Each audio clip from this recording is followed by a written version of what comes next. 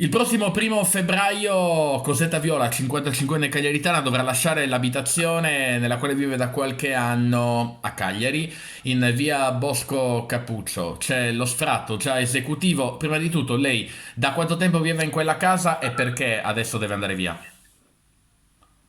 Allora, io vivo qui dal 3 dicembre del 2017 e, e dunque per un affitto di 470, mentre invece il contratto era di 380, però per 2 anni e mezza sono andata avanti con un contratto.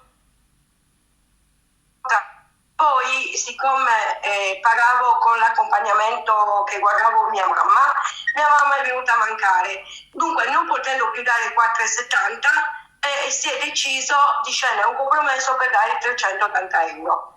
Cosa è successo? La padrona di casa non ha accettato. Purtroppo mi ha dato l'ultimo bonifico, gli ultimi soldi dati di 470 euro sono stati ad agosto del 2019. Però mia madre il 24 del 2019 è venuta a mancare. Dunque la padrona di casa non ha voluto scendere a un compromesso quanto il contratto era. Poi ci sono Io questi state varie soldi vicissitudini e adesso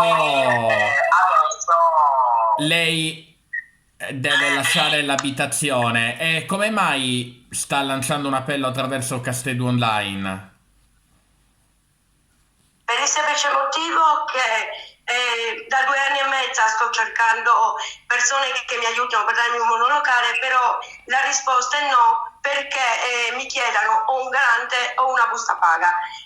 Il reddito di come pago con il reddito di cittadinanza per loro non ha importanza, però mi chiedono, allora il problema è che io non ho un garante, non ho una busta paga e io sono tramite i servizi sociali hanno messo una caparra a disposizione per me, cioè una caparra, la caparra, e io pago con reddito di cittadinanza, però qualsiasi non lo vogliano sentire. Lei quanto ha di reddito di cittadinanza al mese? 780 euro. Quanti tentativi ha fatto sinora? Molti, da 2 anni e mezza. Ne ho trovato tantissime, ma nessuno me l'ha data. Lanci un appello.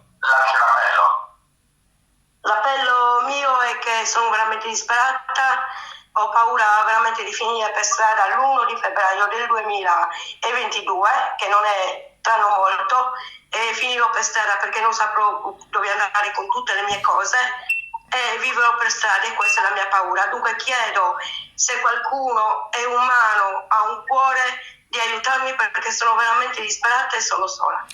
In un'ultimissima battuta, lei è riuscita a restare più tempo grazie al blocco degli sfratti per Covid? Non ho capito. Lei è riuscita a restare nell'abitazione oltre il tempo consentito grazie al blocco degli sfratti per il virus?